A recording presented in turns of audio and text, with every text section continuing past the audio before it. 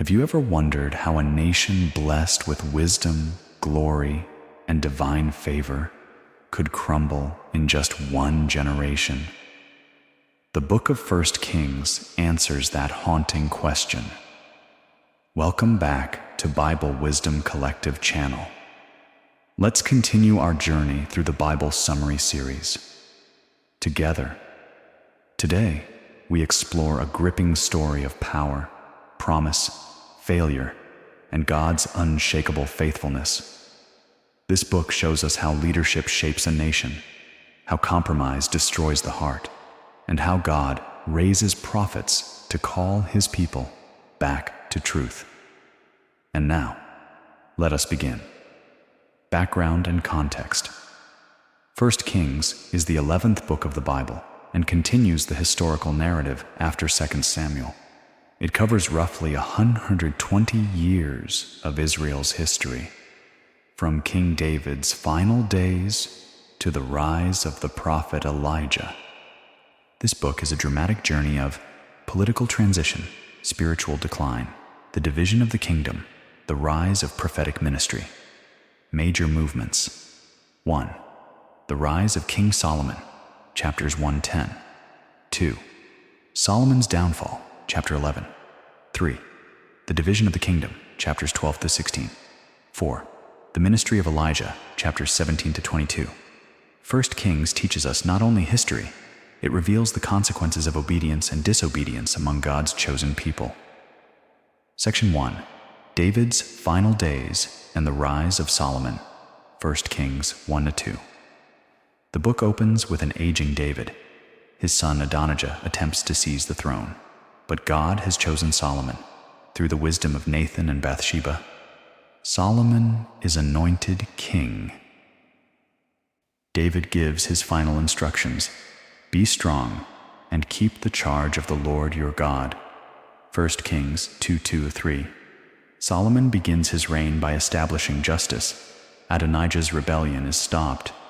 Joab and Shimei face judgment. The kingdom is firmly secured. This section shows leadership begins with obedience. God's promises to David are unfolding. Solomon rises not by ambition, but by divine appointment. Section 2.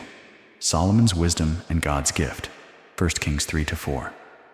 God appears to Solomon in a dream and says, "Ask what I shall give you." 1 Kings 3-5. Solomon asks not for riches, power, or long life, but for wisdom to lead God's people. God is pleased. "I give you a wise and discerning heart." 1 Kings 3:12.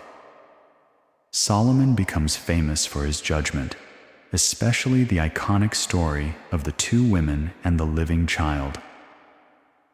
Chapters 3-4 show wisdom is God's gift, not human achievement. True leadership begins with humility. Nations are drawn to God's glory through godly rulers. Section 3. The building of the temple, 1 Kings 5-8. One of the greatest achievements in Israel's history unfolds here. Solomon builds the temple, a permanent dwelling for God's presence. Key events. Partnership with King Hiram for materials. 7 years of construction.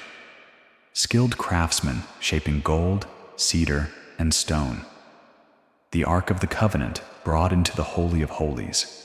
When the temple is dedicated, the glory of the Lord filled the house. 1 Kings 8:11. Solomon offers a powerful prayer. There is no God like you, keeping covenant and steadfast love. 1 Kings 8:23. Lessons. Worship requires sacrifice. God desires to live among his people. The temple symbolizes God's longing for relationship. Section 4. Solomon's wealth, wisdom, and fame. 1 Kings 9-10. Solomon reaches the height of global influence. The Queen of Sheba visits and is overwhelmed. There was no more breath in her. 1 Kings 10:5. Solomon's kingdom shines with economic prosperity, architectural beauty, international respect. But beneath the glory, cracks are forming. 1 Kings shows us Blessing can become a trap. Wealth without obedience leads to pride.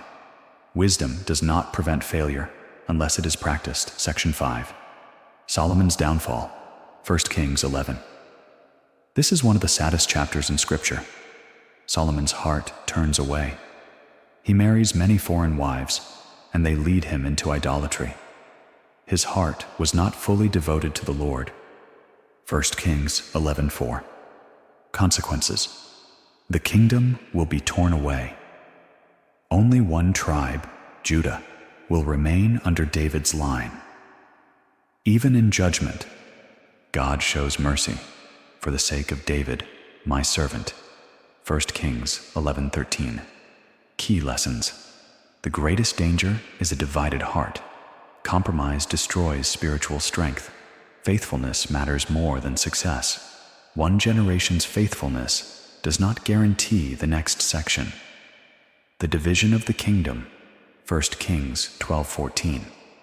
After Solomon's death, his son Rehoboam becomes king.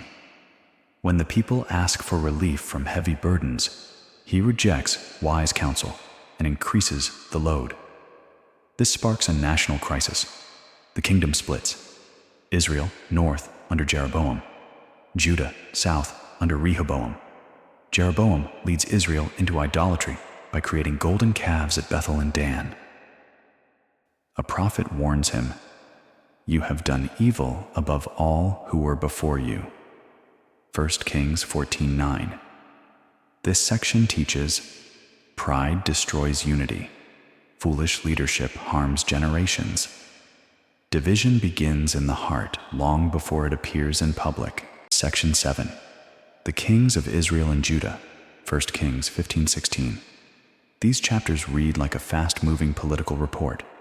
In Judah, Asa becomes a righteous king. He reforms worship and removes idols. God gives peace during his reign in Israel. Nadab, Baasha, Elah, Zimri, Omri rise and fall. Their reigns are marked by violence and idolatry. Each one did evil in the eyes of the Lord. This contrast reveals God honors faithfulness. Corruption spreads when leaders ignore God. Nations rise and fall by their spiritual condition. Section 8. The ministry of Elijah. 1 Kings 17-22. When darkness spreads, God raises a prophet. Elijah bursts onto the scene declaring, "There shall be neither dew nor rain except by my word." 1 Kings 17:1. Key stories include miraculous food in the famine, raising the widow's son, contest on Mount Carmel, fire from heaven proving the Lord is God, Elijah fleeing to Horeb, God speaking through a gentle whisper, prophecies against King Ahab and Queen Jezebel. The showdown on Mount Carmel is the climax. The Lord, He is God. 1 Kings 18:39. Lessons from Elijah. God uses bold, imperfect servants. Courage comes from obedience. One person can turn a nation back to God. God's voice is often gentle, not dramatic. Prophets stand for truth. Even when alone, 1 Kings ends with Ahab's downfall and a prophecy of future judgment, showing that God rules over kings and nations. Key themes. 1. God's faithfulness to his covenant. 2. The danger of idolatry. 3. Leadership shapes the spiritual direction of a nation. 4. Wisdom without obedience leads to downfall. 5. God raises prophets to call his people back. 6. Division comes from disobedience. 7. God cares about the heart more than appearances. Important characters. Solomon, wise king whose divided heart leads to decline. Rehoboam, whose pride divides the kingdom. Jeroboam, first king of the northern kingdom, leads Israel into idolatry. Ahab and Jezebel, corrupt rulers who oppose God. Elijah, bold prophet who restores Israel's faith. Asa, righteous king of Judah who reforms worship, life lessons, and modern application. 1 Kings teaches us powerful lessons for today. 1. Wisdom must be lived, not admired. Solomon had wisdom, but failed to obey it. 2. The heart is the greatest battleground. A divided heart leads to a divided life. 3.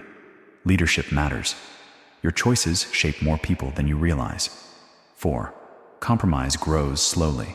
Small spiritual concessions lead to major collapse. 5. God always raises voices of truth. Elijah reminds us that God never leaves his people without guidance. 6. Idolatry is still real. Today, it appears as comfort, success, approval, and self-reliance. 7. God's faithfulness outlasts human failure. Even when kings fall, God's promises stand firm. Key verse: 1 Kings 8:23. There is no God like you, keeping covenant and steadfast love with your servants who walk before you with all their heart. The book of 1 Kings is a sobering reminder that greatness without faith becomes emptiness, and wisdom without obedience becomes ruin. But it is also a message of hope, because even in dark times, God remains faithful, raises leaders, sends prophets, and continues his plan of redemption. If this message helped you understand 1 Kings more deeply, please remember to like, share, and subscribe to Bible Wisdom Collective channel. And don't forget to leave your questions or reflections below. I'd love to hear from you.